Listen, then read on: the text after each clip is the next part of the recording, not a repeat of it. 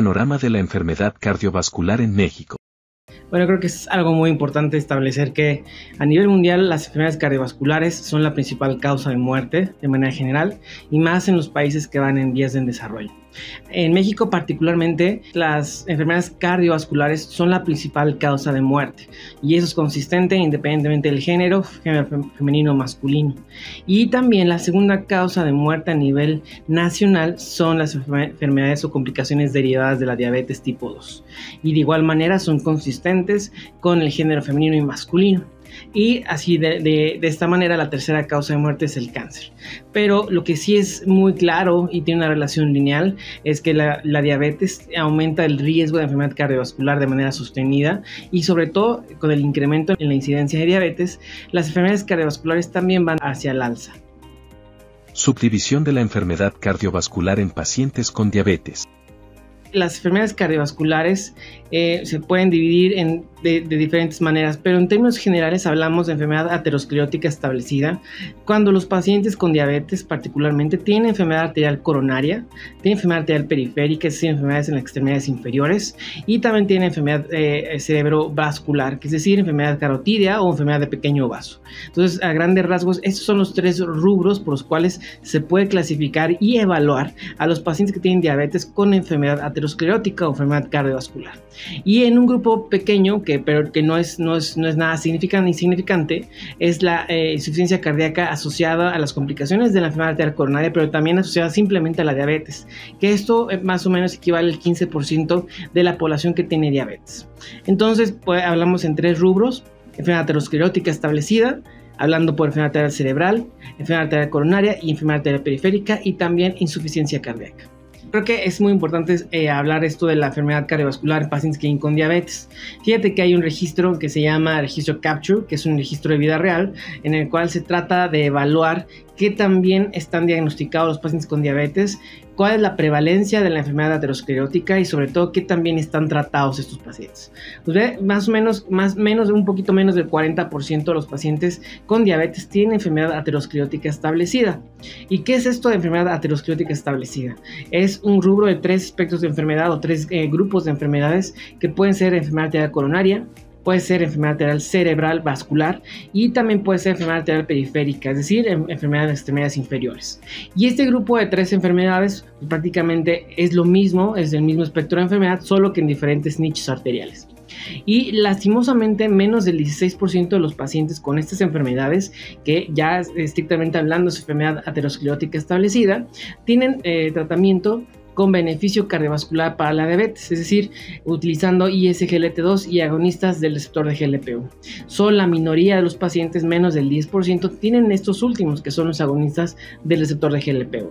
Y en la gran mayoría tienen ISGLT2, pero sin embargo, estos pacientes siguen siendo subtratados, sobre todo en nuestro país, en los cuales la inercia terapéutica y sobre todo utilizar terapias farmacológicas que no tienen impacto ni beneficio cardiovascular, se siguen empleando.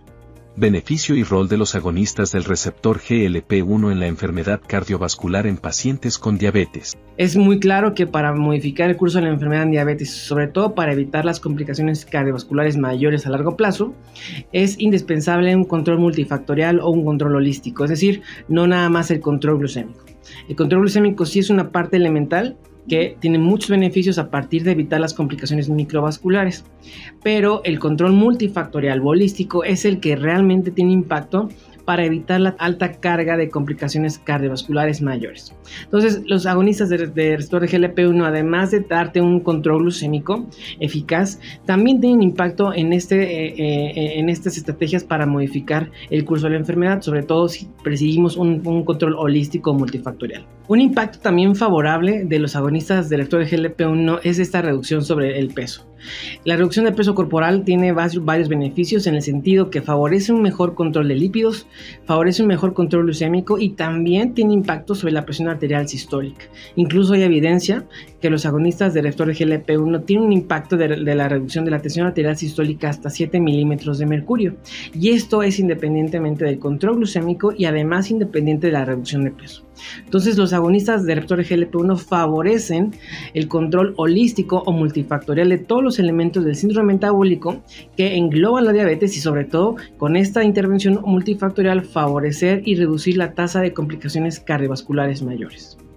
Agonistas del receptor GLP-1, favorecedores en la protección renal.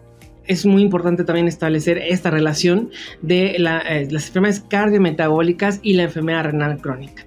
Cuando hablamos de manera inicial cuál es el espectro de enfermedad aterosclerótica o cardiovascular en los pacientes que viven con diabetes, hay que considerar también una enfermedad importante asociada a esto, que es la enfermedad renal crónica diabetes.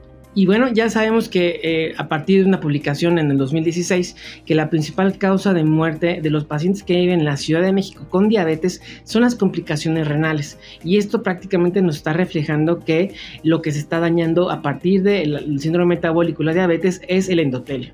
Entonces, prácticamente ustedes saben que tener enfermedad renal crónica es un catalizador y genera una aceleración de la formación de la aterosclerosis. Entonces, es un nicho que no podemos olvidar, y nosotros como cardiólogos tenemos que estar acostumbrados también a evaluar de manera paralela la función renal, porque también genera y acorta el umbral a tener un evento cardiovascular mayor en los pacientes que viven con diabetes y además enfermedad renal crónica por diabetes. Particularmente los agonistas del receptor GLP-1, si bien ya sabemos a partir de que favorecen el control de los elementos del síndrome metabólico, también favorece la protección renal, y esto es a partir de que tiene un efecto a evitar la progresión hacia la macroalbuminuria. Y este es el punto álgido y el punto de inflexión con el fin de mejorar y preservar la función renal. Tenemos evidencia todavía escasa, pero están por salir diversos estudios, sobre todo el estudio FLOW, en el cual nos va a reflejar cuál es el papel fundamental de los agonistas de receptor GLP-1, sobre todo en la protección renal en los pacientes que viven con diabetes. Entonces, esto aunado al efecto antiaterosclerótico de los agonistas del receptor GLP-1, pues prácticamente puede ser una estrategia bastante eficaz con el fin de reducir esta carga global de la enfermedad y sobre todo reducir las dos principales causas de muerte de las personas que viven con diabetes en México, que son las complicaciones cardiovasculares y las complicaciones renales. Y bueno, un aspecto que no nos podemos olvidar los médicos es trabajar en equipo, tener una intervención multidisciplinaria con medicina interna, medicina general, endocrinología y nefrología. Los cardiólogos somos parte de este equipo en el cual tenemos que enfocarnos en reducir esta carga global de la enfermedad y sobre todo mejorar el pronóstico y la calidad de vida de nuestros pacientes que viven con diabetes. Entonces es urgente un llamado a la acción para que tengamos intervenciones multidisciplinarias y sobre todo enfocadas en mejorar y preservar la función cardiorrenal. Muchas gracias a todos ustedes. Hasta pronto.